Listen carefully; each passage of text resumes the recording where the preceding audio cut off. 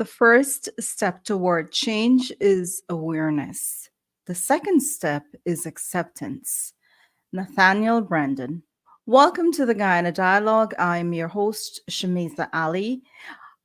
It is a pleasure to be here with you this evening.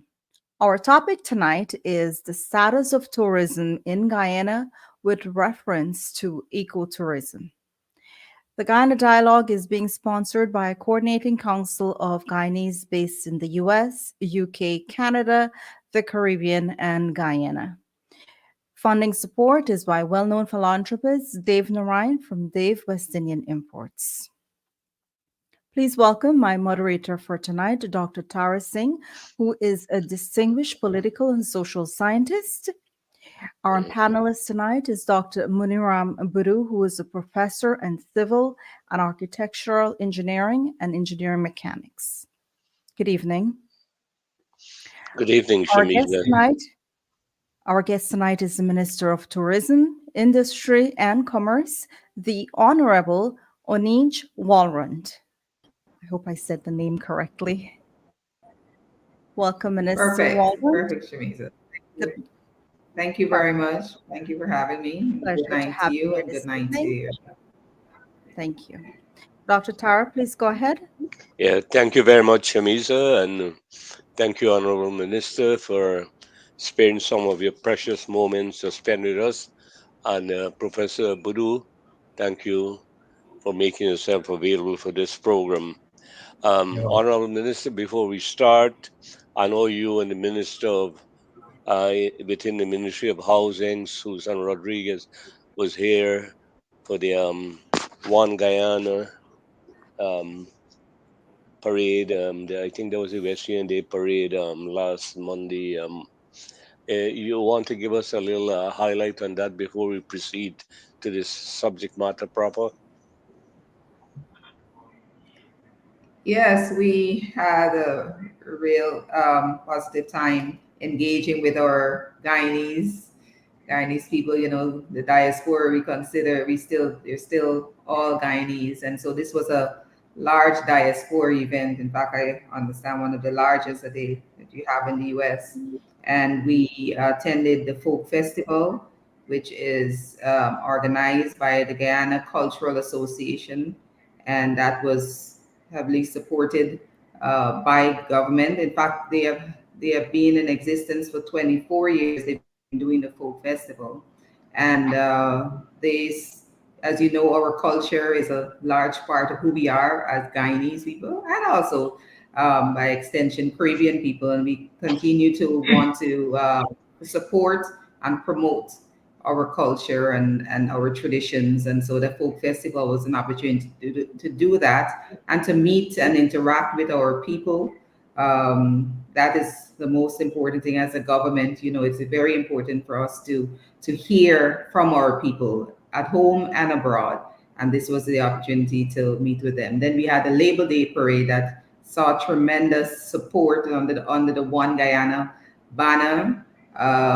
We had a truck and we hit the road on Parkway parade, and it was a tremendous success. Lots of support from our Guyanese brothers and sisters, and it was a great time interacting. And we also had an opportunity to meet with many of the elected officials of the state and city of New York. So it was a positive, really great engagement, and all of the feedback we have gotten is that people are happy that the government has taken time to come out there to New York to reach out to them. Yeah, thank you. Yeah, I knew about the folk festival because Professor Lear Matthews, who's integral to that, and the secretary, they had invited me, but I was in New York on charity mission. We did 4 separate projects in various areas, including Sim Cuthbert's mission, which is now called Pakuri or something. So I came back Monday night, so I missed that. Anyhow, I'm glad that you had a great impact, because there were some people who were trying to, to derail it somewhat. Anyhow, those voices were drowned out. They were. Yeah. I didn't even mention them because it doesn't even Yeah, factor in entire Well, thing. Ambassador Michael Broderson was very concerned about that, and he and I had a chat. But I told him the wind has been knocked out of the sail, so to speak, from them. So um, Yes. I move on to the tourism sector. That I know you're also in charge of trade and commerce, etc. But you for this program, we can focus primarily on tourism and ecotourism. Would you have, first of all, before we start, do you have an idea of the rate of increase of tourists to Guyana? You can give us an insight into that, a general perspective, like Well, how many people? yes, the numbers are seeing a steady increase, over 24% increase every single year from 2020 when we got into government. And this is not only at the end of the year, this is every single month we are seeing record breaking numbers. So last year in 2023, we surpassed our 20 or before COVID numbers, and we are seeing already for this year we have been about 20% increase from last year. So we're increasing our visitor arrival exponentially every single year, and that is particularly encouraging, and it's testament to the strategy that we have engaged by, of course, under the leadership of our president, Dr. Ali, who has held this portfolio before. The strategy, which is to diversify our tourism portfolio. Tourism is about bringing people, bodies to the country so that they come. When they come, they have experiences that are positive, and they come and they spend their dollars and their money or euros, and the currency, and that ultimately benefits every single Guyanese. And this is the tourism product is a sustainable one. When it doesn't run out, when the oil and gas and the gold runs out, we will continue to have our tourism product. So we have been working to build our different experiences, and so that's why you have major events like the international events like the cricket, the oil and gas festival, oil and gas conferences. So this is all with a view to bringing in hundreds, thousands of people into Guyana every single month, that we can have every month will be a month where there's no lull. We are bringing in new airlines, increasing that capacity, and we are supporting those airlines by making sure that they're every month we have a product, we have an event that is going to bring people to Guyana, and that has been proven to have been working. It's been working in September, when which is usually one of our low season. It's one of the best months that we are getting now because of the cricket.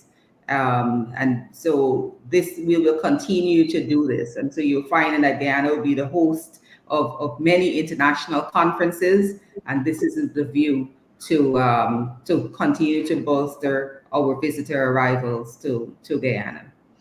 Yeah, I traveled during the week last week. The plane was filled. Yeah. When I returned, it was filled. But what I Yeah. noticed, 99% were all Guyanese. This tourist increase, it would seem to me the bulk of it is really Guyanese returning, visiting Guyana. Is that your feelings or Yes, you're absolutely right. Indeed, first, second, third generation Guyanese yeah, coming. People have come. Some kids, we call them kids. Young people yeah, who've never been to Guyana but have Guyanese parentage. They're coming, enjoying tours. I met so many of them out on the road. It's like we yeah, booked a tour. We've come to Guyana. We've never been to Guyana before, but my grandmother is yeah, Guyanese. My mother is yeah, Guyanese. You're right.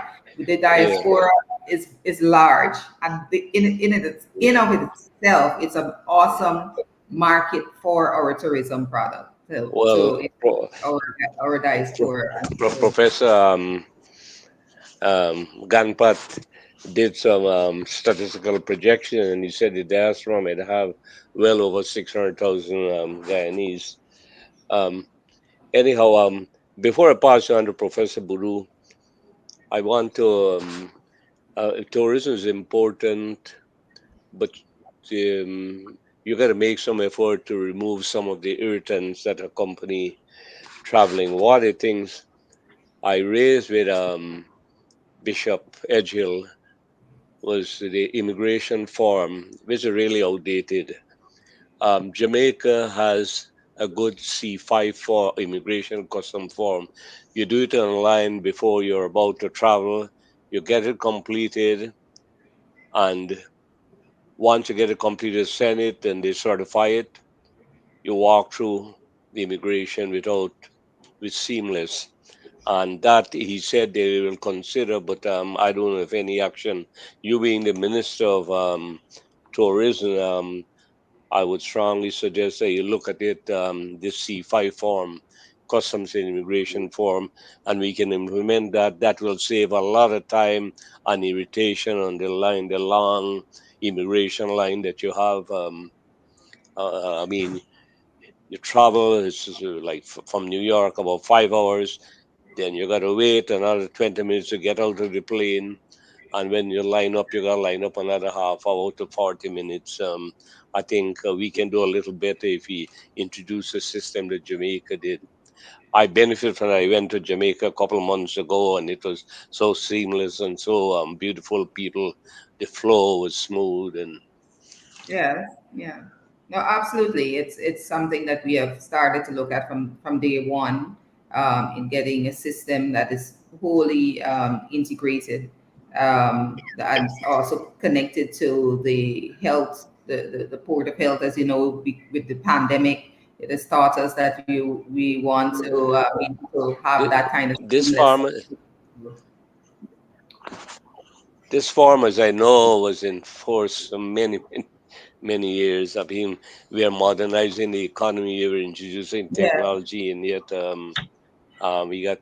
All right, Minister, but I No, hope no, you can yeah. look at So that. but I want to say that we are in, I not the I would do the Minister of Home Affairs is the one that is spearheading that project, but we are Mhm, started to implement yeah.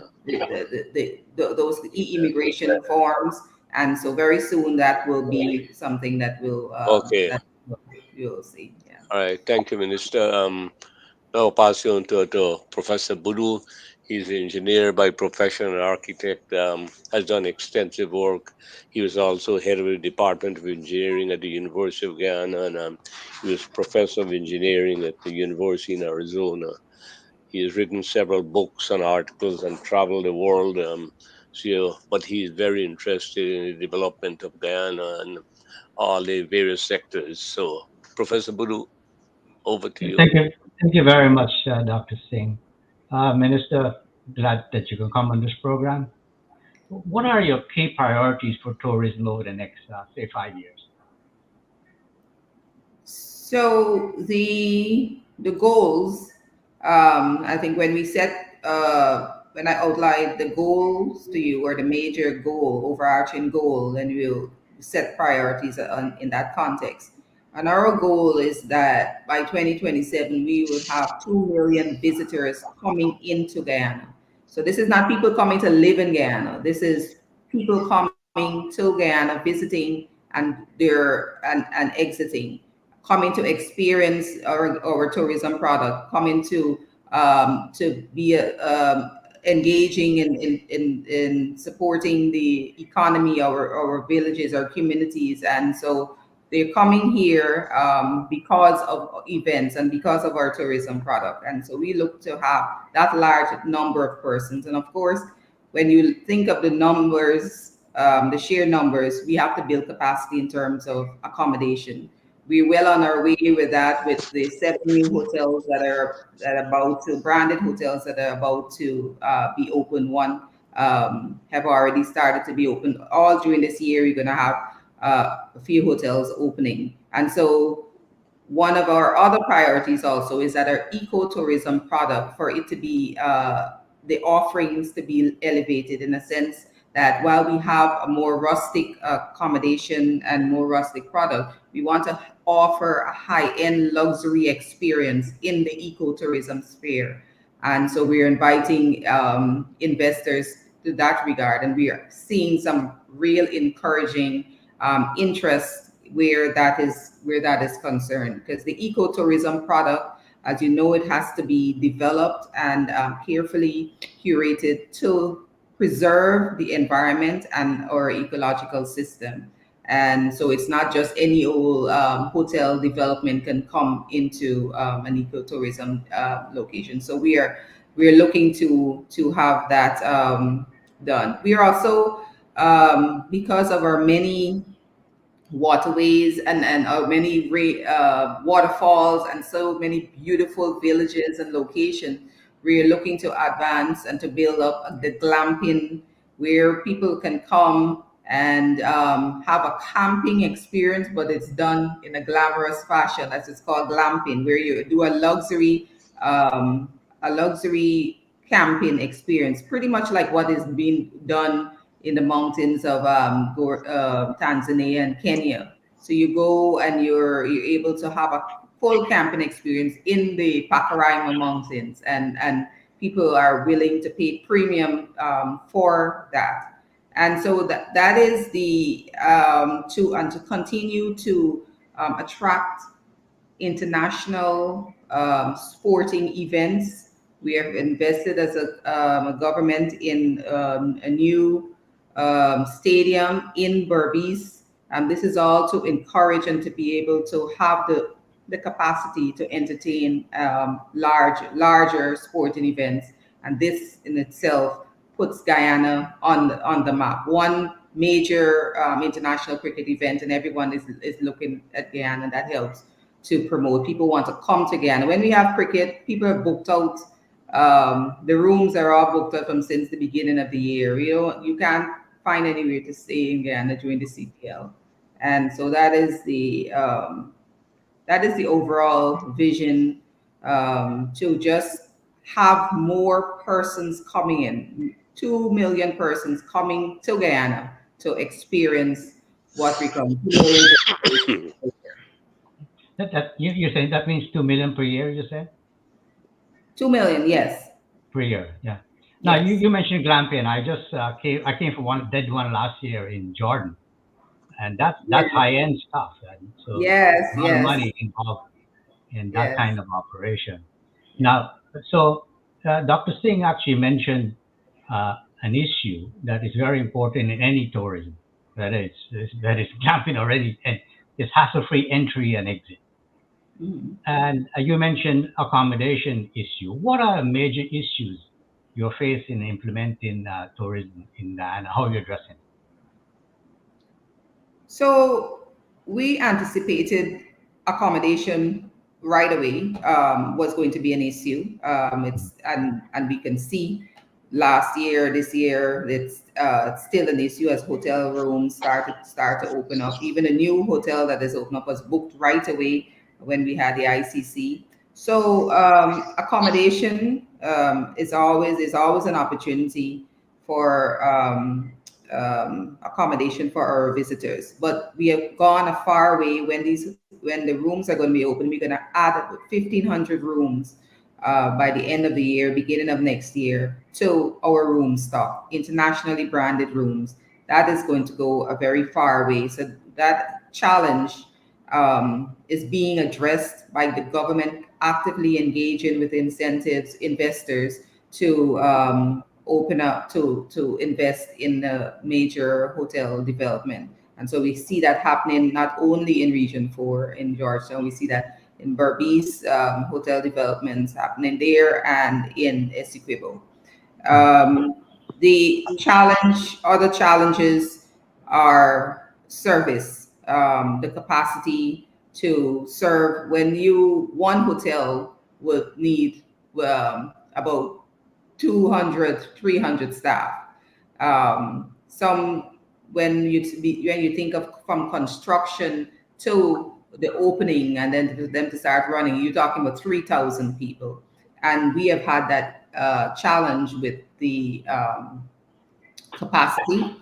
To that end, we have turned sod on the Tourism and Hospitality Training Institute, where we're training all our people. We're training our people to manage and run hotels, learning to service the industry in terms of culinary skills and the entire gamut of the service industry, especially as it relates to hotels, from the management to the soft skills in terms of making housekeeping.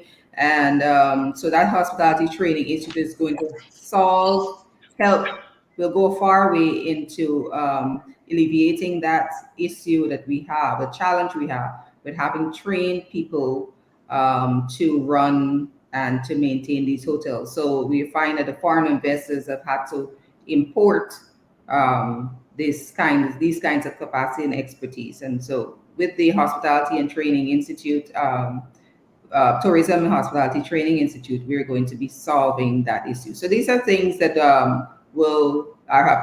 we have seen that needs to be addressing, and we have been addressing it as the government. No, you mentioned Pacaraima, and I did a lot of work in the interior, the Mazaruni, and so on. Access. There's transportation access to this region is not very easy. How you plan to develop the infrastructure in the next, say, 5 years to access these areas? Already we have started, the Minister of Public Infrastructure will tell you, expanding and extending runways, the Kite Shore, there are several runways at Lethem. We are extending that runway as well, building up some of the villages that will need that kind of while the runways are there, to be able to improve it so bigger aircraft can come, so more people will be able to visit. So that is certainly on the agenda. Since 2020, we've been consistently working at improving and extending some of our roadways, the runways, so that we can get bigger craft. So that is a priority as well. The entire infrastructure, as we look to tourism as one of our priority sectors, seeing the potential it is for income earning for our people, for income earning for Guyana as a whole, we have been investing as a government strategically. And so you'll find that Linden to Lethem Road that is going to open up the visit for the northern Brazil, which has 17 to 20 million persons, to be able to use that access road to come to visit Guyana. And likewise, that ease of access, all of that is being strategic. Along that road, it opens up the Rupununi, where our visitors are now going to be able to fly into Lethem with the extended and the new airport that Lethem is we're investing in, and experience the entire Rupununi and Region 9 just by investing in that in the infrastructure. So it's being very strategic. We are already seeing the interest. Brazil and ourselves, we are partnering already with the tourism committees to see as they know that this road is about to the cooperation between the two in order to advance and to build our tourism partnership. Has already started, and you're going to see more and more of those kinds of partnership. I can go on and on. There's the Suriname Bridge, the bridge between Quarantine and Suriname, that's going to open up Europeans who come to Suriname. It's going to be easy access to come to Guyana just by driving over a bridge. And so these investments are being done very strategic to see longevity and sustainability of our economy, and tourism. The tourism market is playing a very key and important role in that. Now, what are you developing water transport also? Because you had mentioned roads. and air, but water is key. Guyana is a land of waters. Yes. Mhm. Yes, we are currently sitting on a committee where we are developing a state-of-the-art port, and a port authority where we be able to have larger vessels come, yachts. There's an opportunity will be created for yachting, for cruise ships to come in.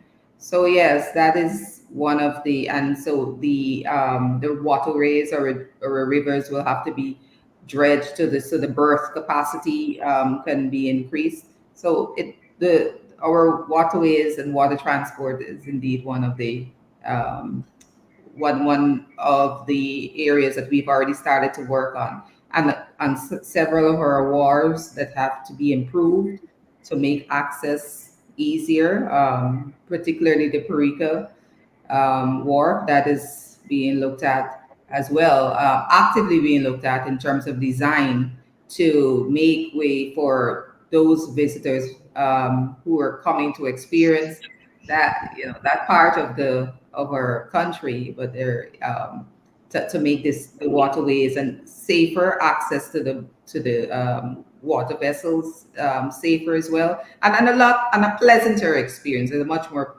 pleasant experience. So those wharves will all be redesigned and reconfigured to make the experience of our visitors safer and a lot more pleasant. Now, what opportunities are available for Guyanese to participate in the tourism sector, and what are some of the key prerequisites? The opportunities are abound. They are a plethora of opportunities. I'll give you an example. For every single region, we are developing what we call a circuit. So for Essequibo, we're developing the Essequibo circuit. So what happens if somebody from the diaspora comes to visit family in Guyana, let's say Essequibo, they're able to do Lake Mainstay, Lake Kupui. They're able to go on the coast. They're able to be engaged in to have sporting events, but it's car racing, all of it in region two. And so what I just came back a couple weeks ago from the Essequibo region, and you find so many of the villages and the villagers are seeing people coming, and they're like, we want to be involved. And so we've been training. We've trained thousands, 2,000 last year alone in different bartending, learning how to make when the visitors come to the beach, come to the lake at Lake Kapuri in Region Two.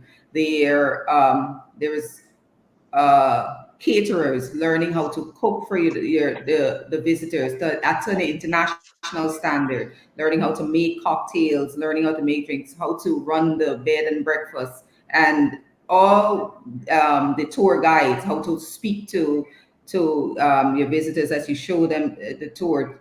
There's so much training that is happening, um, and that shows that the level of interest of Guyanese, and these are all Guyanese. These are people from the indigenous communities, people from the coast.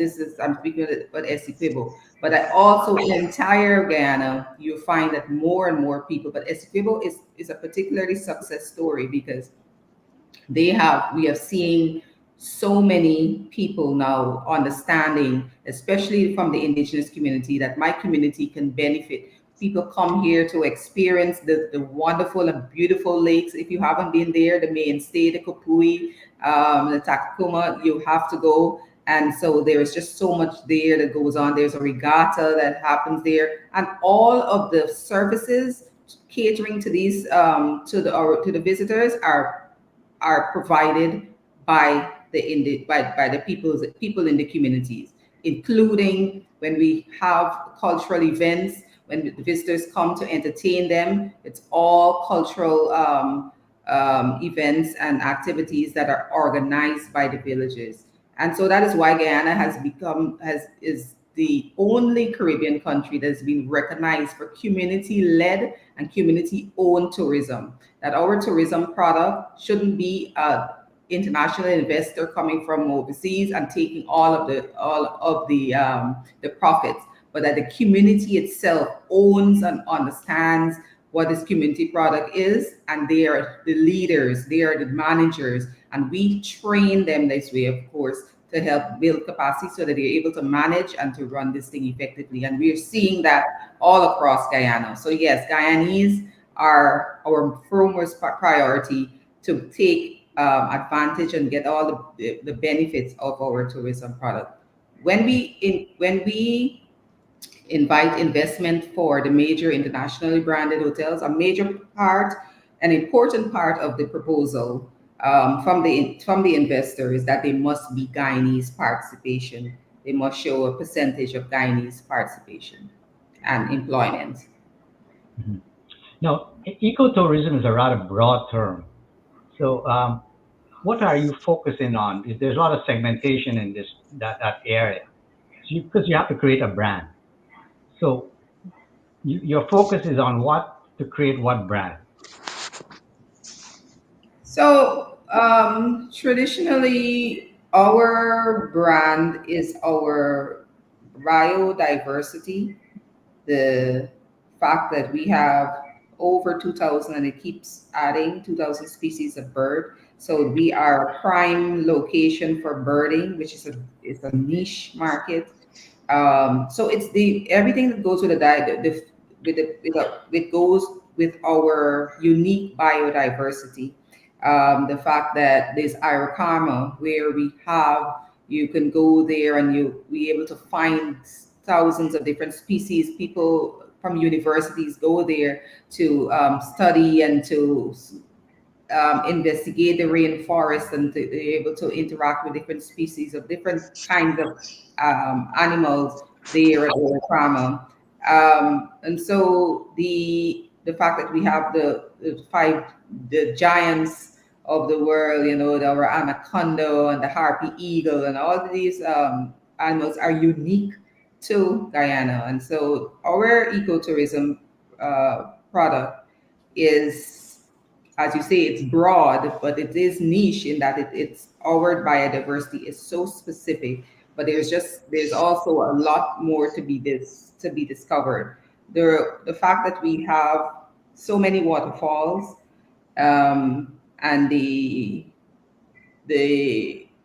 desire of visitors to have healing and retreat kind of experiences, we want to build out on that as well, so people can come to one of the several waterfalls, build out resting place in that area, and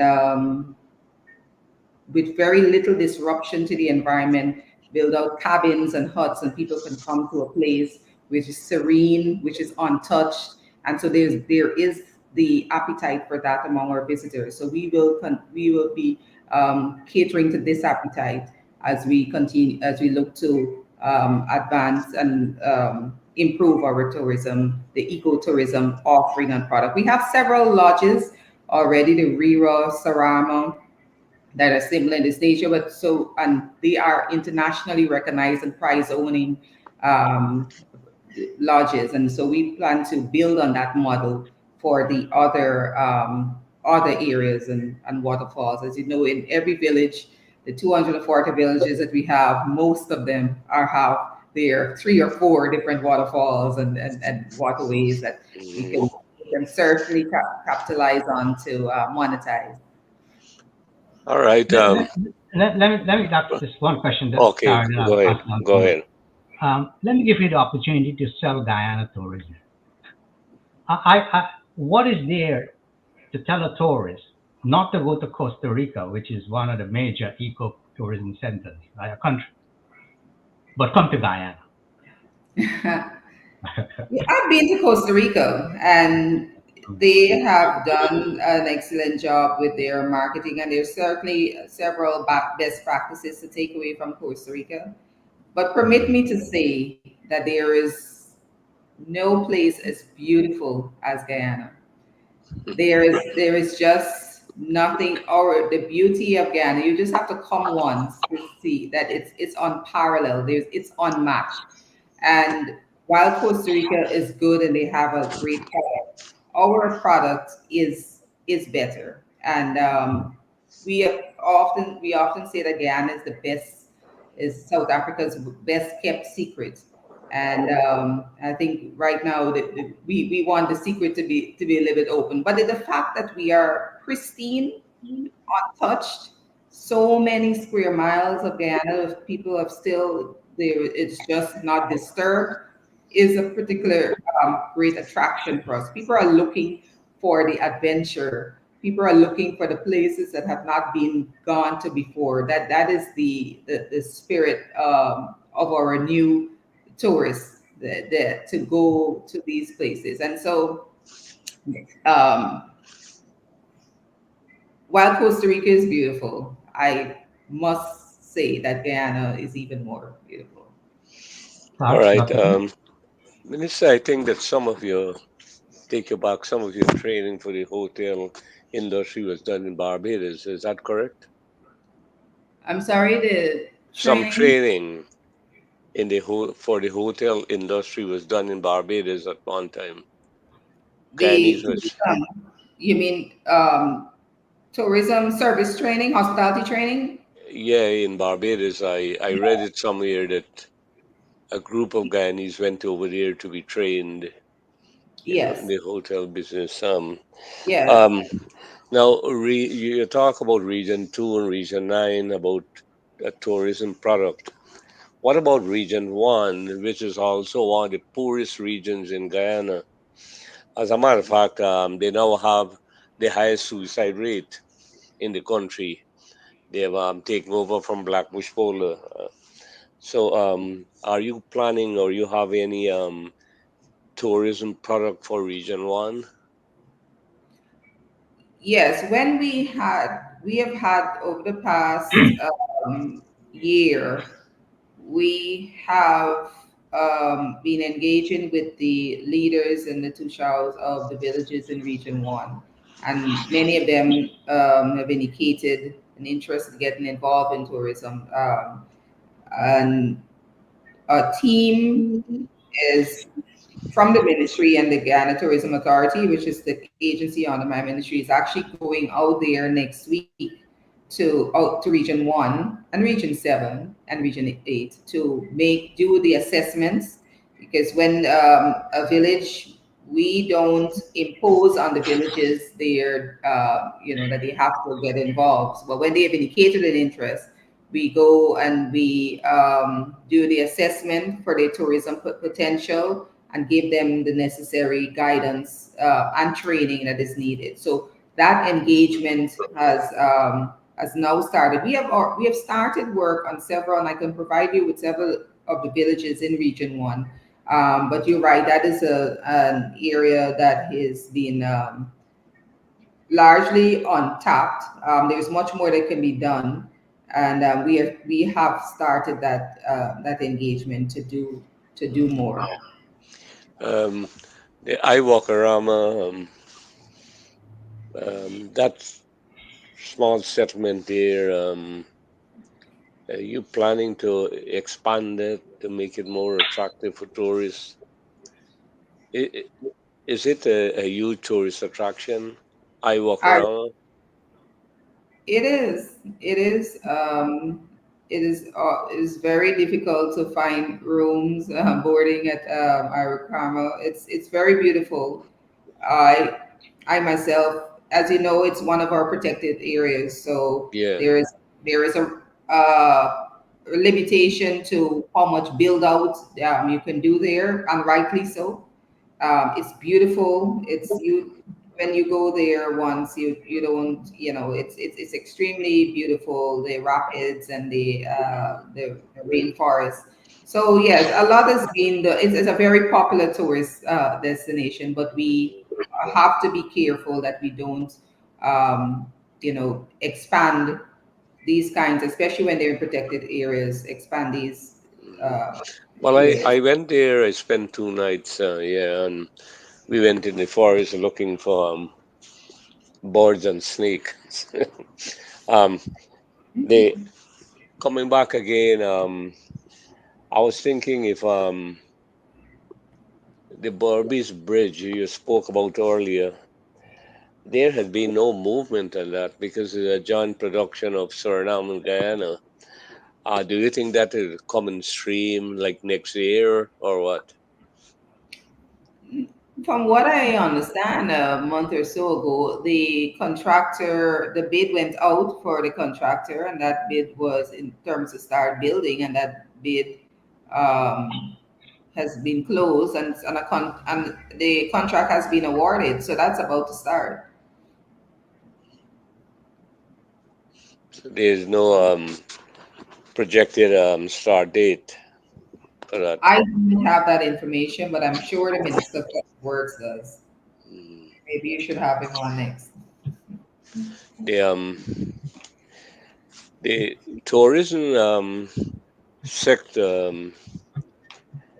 you have a laid out a plan where you get community involvement in it, which is really good. But most of these people who take the initiative, there is always some business person behind them. They use the community. What precautions you're taking to make sure that the citizens or the villagers benefit from the tourism product?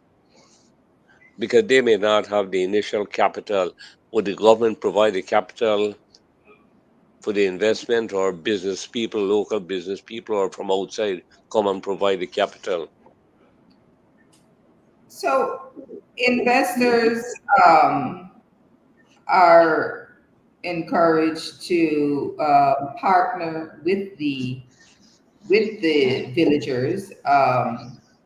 If and so we don't, as government, we don't necessarily get involved in that. The villagers have a Tushaw who is democratically elected, and they have a village council, and that investor speaks with the village council, puts forward his or her proposal, and say this is what we would like to do. There have been instances where it has been accepted and say, okay, we can do a partnership. And one of those successful partnerships would be the Lake Mainstay. That investor pays the village um, rent a lease to have his facility there, and the villagers, of course, they that arrangement is set out in a contract, so that can happen. But we never impose on the villagers. We let them make those decisions. There are instances where I've introduced uh, uh, an investor to the to shower in the village council and leave them to have their discussions, and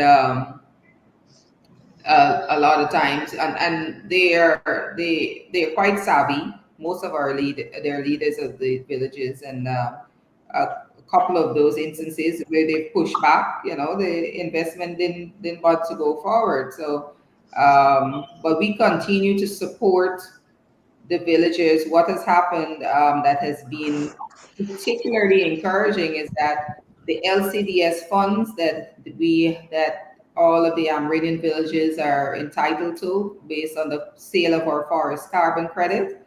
This is the monetizing of our forest, and 15% of that has gone back to the indigenous communities. And what has happened is that they have used that money to start to build, whether it's a lodge, to improve on their tourism in their village. So we're seeing that kind of movement right now, where the village itself is investing in itself. I noticed that the Wales Development Authority, you have some students going there to visit um, when they build the energy, the gas to show project I'm talking about, and I was told that private business will build the fertilizer. The plant that is attached to the energy grid that will be developed there. I think that that has some potential to attract people to see it, to view it. It has some um, tourist attraction there, and because it's a nice area, and the development that is taking place there, it will transform that entire community. Because Wales, there are certain segments of Wales which is the poorest in the country. in addition to Region 1. Now they're improving, getting out of that poverty now. But so it will be a major transformation, and then I think it will attract a lot of people to see this. This will be something unique. You have a fertilizer factory, you have a energy grid, and perhaps it will be an industrial site. So that's my thought on it. But usually those things do not attract people. But I know Guyanese, especially in Region 3, will like to go there and visit there. And some of them have been going there to see at least initial works. And now that the pipelines from Crane to Wales have already been laid down underground from Crane. So we expect the gas to energy project should be happening next year, early next year. Anyhow, that's offside. Professor Buru, your last comments, because the last 10 minutes we leave for question and Mm. answer from the audience. Yeah. Well, we'll try to do this quickly. Minister, how do you gather and utilize feedback from tourists to improve their experience? How do we utilize it? Yes, how do you utilize feedback? Yeah, How you Feedback. gather these feedback, how we utilize them so you can improve the experience of tourists. we encourage our visitors to each tour operator has to there is the feedback forms that the most visitors are offered, but we also are active on social media, and people are not shy to give their to give their reviews and their feedback. But we it is a lifeline of any service industry, service sector, to hear how your service is affecting your customers. So in every at the hotels, the lodges, we make sure that the forms are there for feedback. We encourage our tour operators and tour guides to let people put in anonymous feedback. We have on our Facebook page opportunities for people to say what their experience was like, and we're tracking, always track those to make sure that we can improve and to understand how our customers are feeling. Well, let me make a last comment and I'll pass it on to Dr. Singh. I have had the opportunity to see the interior of Guyana uh, years back. And I could say that there's lots of unique features in Guyana compared to Costa Rica. But I think from what you said, we have to define that much more clearly to sell because it's a very competitive area. There are places like Iceland and so on are selling ecotourism, right? And I know many other places, South Africa and other places. But I think there's a lot of uniqueness in Guyana that has to be marketed. And that's my comment. And I know the beauty that I've had the opportunity to compare that with other countries. Um, so Yeah. that has to be more clarified. So you're right. The we have not we have what I would call to say being very restrained in our marketing, and it's strategic, because when you invite a million persons to come to your country, you have no capacity to keep them to put them in hotel rooms. Then Right. they're turned off. That one experience, they never want to come again. So we have Actually, been very strategic with how we market. We market to the numbers that we know that we can entertain, and as we start to build out, mhm, you'll see more aggressive marketing like the Iceland and the Costa Rica, that mhm, whose bread line is the tourism product. But mhm, yes, our marketing has been restrained. We are out there marketing Guyana, but we have to be very careful while we build the capacity. And just let me mention that Dr. Singh had mentioned Region One. We are currently doing product development in Maruka and Mabruma in in Region One. So there is active engagement there with the persons in Region Mhm. One. Yeah, All right. Before I pass you on to Shamiza, I just want have a one point to make. No, not a question. There will be a conference, a Hindu conference at the Artichong Convention Center on October the 19th. Mr. Vishnudat has been in touch with your ministry asking for some kind of a support if you have anything to give out, to share any tourism material, memorabilia, or whatever you have for that occasion. I think that will be helpful because there'll be delegates from other countries as well as Guyanese visiting may join the conference as well. So sure. if you can please look into that. Because he said he wrote, he's in communication with somebody there, but I don't know if he got any response. Okay, I will follow up on it. Yeah, it's a conference. It will be declared open by the president on October the 19th. Mhm. All right. Thank you, Minister. Thank Thank you you. very much. And I'll pass you to Shamiza because we have some questions online if people may want to ask you. Shamiza, over to you. Thank you, Dr. Tara. Thank you, Professor Badu. Um, our first question comes from Mr. Lal. I think it's more of a statement, but he's concerned about the price for a trip to Kaichor Falls. He says that it marginalizes the average Guyanese. Is there any plans in place to make the trips to Kaichor Falls a little bit more affordable for the people of Guyana and tourists, of course? Yes.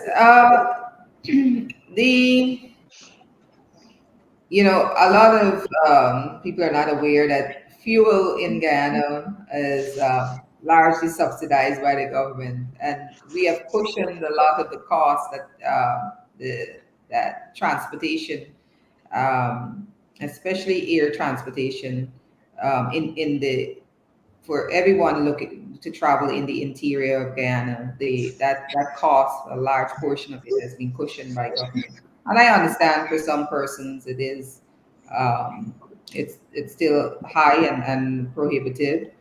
We, as a ministry, try to do several promotions over the year to encourage the airlines um, to offer packages. These airlines are privately owned, and there's only so much that the government can mandate, and so they have to. But it is something that we are cognizant that people do. That people locals are saying that it's difficult. There's an option also of there that we offer where there is a hike to Kaichor from um, Madhya that is particularly beautiful as well. Several people have done that. So that's a low budget and very adventurous and beautiful way to experience kiteshore. So flying is not the only option. But yes, I understand that. But those are my comments. That it is Mhm. subsidized, air travel is subsidized, and um, we are have been looking at ways to get more locals involved. But that being said, kiteshore for anyone is worth. If it's an investment for your pocket, it is worth the investment. Absolutely, I will agree with that. Mhm. This one is from Ramona Kareem. She says, while at St. Colbert Mission, I spoke to some of the residents and I was appalled at the price they pay for a trip out to Georgetown and the extra amount they had to pay if they had luggage. Can the government not do something to relieve these citizens from this situation? St. Cuthbert's Mission. I have not previously heard a complaint from the residents there. It's something that I will now look at. Like I said, this is the first time, and this sounds like somebody who is complaining for the residents.